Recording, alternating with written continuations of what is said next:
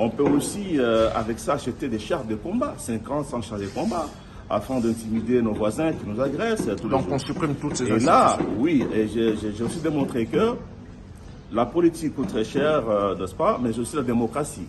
Tous les 5 ans, on va aux élections en Afrique.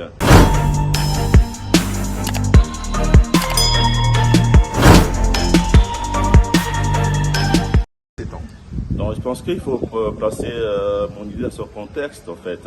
J'étais en train de parler de 3 ans après, le président Tshisekedi face à la problématique des besoins sociaux, besoins fondamentaux de la population. Et là, je démontrais que pour arriver à satisfaire à ces besoins, eh ben, il faut une affectation judicieuse des ressources. Donc l'argent que nous recevons, eh ben, il est mal utilisé. Je démontrais que, par exemple, chaque année, donc CNSA, Sénat, Conseil de social, Conseil des droits de l'homme, il y a autant d'institutions comme ça qui approuvent beaucoup d'argent, c'est environ 200 millions de dollars par an pour cette institution, alors que notre pays est classé parmi les 6 pays les plus pauvres du monde par le FMI. Mais on prend 200 millions de dollars par an qu'on affecte à des institutions qui ne produisent absolument rien. Cet argent peut être orienté, n'est-ce pas, à des secteurs productifs, créateurs d'emplois. Exemple, l'agriculture, l'élevage et autres, afin de pouvoir satisfaire aux besoins de la population. On peut aussi, avec ça, acheter des chars de combat, 50, 100 chars de combat, afin d'intimider nos voisins qui nous agressent. Donc on supprime toutes ces institutions. Et là, oui, et j'ai aussi démontré que la politique coûte très cher, n'est-ce pas, mais aussi la démocratie. Tous les 5 ans, on va aux élections en Afrique et on reconduit les mêmes presque. Donc on dépense beaucoup d'argent pour les élections. Alors, j'ai pris l'exemple de 2018, on a dépensé 1 milliard 200 millions de dollars pour les élections. Ce qui veut dire que chaque année, on doit dépenser 120 millions de dollars pour les élections. Or, si nous passons de 5 ans à 7 ans, cela veut dire, dans une législature, on peut, n'est-ce pas, gagner l'argent de 2 ans. Ça fait 240 millions. Quand vous prenez les 800 millions, par exemple, qui sont dépensés pour la mandature, pour les institutions budgétivores, et on peut avoir 1 milliard. Avec 1 milliard, qu'est-ce qu'on va faire? Cette réforme que vous proposez, ça concerne aussi les élections législatives? Bien sûr, c'est comme ça que j'ai initié une pétition d'ailleurs qui va se mettre aux députés pour qu'à la session de mars, qu'on puisse envisager une révision constitutionnelle. On supprime les institutions, mais en ce qui concerne le mandat, donc la législature, comme ça touche à l'article 220 de la Constitution, eh ben, je propose qu'on puisse aller au référendum. Exemple, quand on va aux élections 2023, au moment où on pose la question à la population, qu'elle puisse se prononcer. Si elle est d'accord, eh ben, qu'on puisse passer à 7 ans, eh ben, on va le faire, parce qu'on n'aura rien perdu. Autre chose aussi, j'ai démontré aussi que sur le plan continental, aller dans les villages du Rwanda, Burundi, Congo, Ouganda, le peuple boit du noir. Le peuple souffre. Pourquoi? C'est parce que nos matières premières sont exportées toujours à l'état brut. Nos pays sont industrialisés.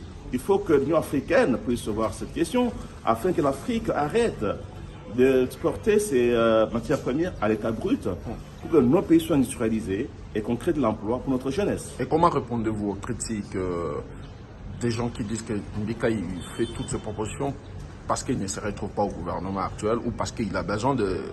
Voilà. Par contre, ce sont qui sont au gouvernement qui auraient pu le faire parce qu'ils vont se pérenniser. Moi, je ne suis pas au gouvernement, je suis à l'Assemblée point barre. Ici, je parle des moyens de l'État. Il faut donner les moyens à l'État. Je ne suis pas dans le débat des hommes, des personnes. Je suis sur le principe. Ceux qui ont des points de vue contraires, ce sont des principes, on peut y aller. Eh bien, que le débat commence d'abord à l'Assemblée nationale. Et si j'ai tort, on va rejeter ça. Et comme vous savez, au nom du Parti travailliste et puis du Front Patriote 2023, j'avais initié une pétition qui a été signée par 113 000 Congolais pour demander qu'il y ait une révision. J'attends qu'on programme ça. Et je demande à mes collègues députés de se donner l'idée qu'on ait un débat franc et sincère. À quoi servent les élections tous les 5 ans qui consomment autant d'argent? Et souvent, on reconduit les mêmes en Afrique. Ça ne sert à rien. Voilà. C'est limité, c'est 2 mandats, bien sûr. C'est pas qu'on reconduit les mêmes, mais c'est une élection. Ça veut dire que c'est la population qui fait confiance. Mais vous avez vu les gens, le pouvoir changer au Congo-Brazzaville, au Cameroun, en Côte d'Ivoire, au Rwanda. En RDC, on s'est ailleurs. plus démocratique que tous ces Donc, pays. vous savez aussi, hein, la démocratie, c'est quelque chose qu'on doit vivre à la fin du processus de développement. Il n'y a aucun pays qui s'est développé avec la démocratie. Prenez la France, les États-Unis, que sais-je encore. On a aujourd'hui la Chine, grande puissance. Et ce n'est pas la démocratie que non. Il faut privilégier, n'est-ce pas, l'économie, privilégier le secteur productif de la nation plutôt que de mettre dans la politique. Et bien sûr, on avait l'option, n'est-ce pas, de la démocratie, mais il faut doser les dépenses.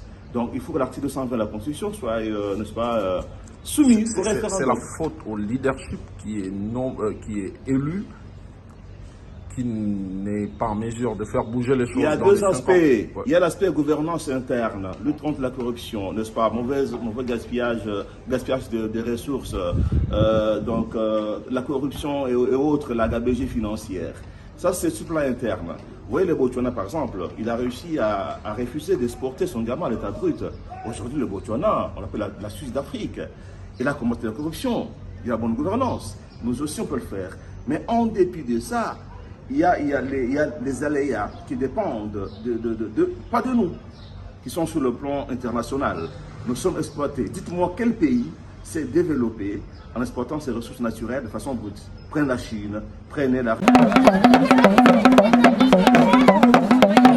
Diplomatie agissante en République démocratique du Congo, quelques jours seulement après la tenue à Kinshasa du 10e sommet des chefs d'État et des gouvernements des pays signataires de l'accord cadre d'Addis Abeba pour la paix dans la région des Grands Lacs, la République démocratique du Congo devient de plus en plus fréquentable. Pour la première fois, l'avion transportant Adama Barrow, président de la République de la Gambie, a atterri sur les tarmacs de l'aéroport international de Njili ce lundi 28 février 2022 à 16h15.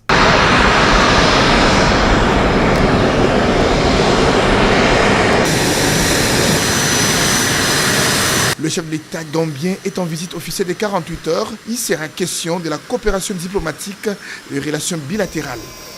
À la descente de l'avion, il est accueilli par Didier Manzenga, ministre de l'intégration régionale, suivi de Christian Bouchiri Ongala, conseiller principal du chef de l'État au collège diplomatique, et d'autres officiels présents à l'aéroport. Après honneur militaire, le président gambien a passé quelques moments au salon présidentiel de l'aéroport international d'Njili. Son cortège s'est ébranlé sur le boulevard Lumumba, direction Kempinski Fleuve Congo Hotel, en attendant la séance de travail en tête-à-tête avec le président de la République, Félix Antoine Tshisekedi Tshilombo, ce mardi 1er mars 2022.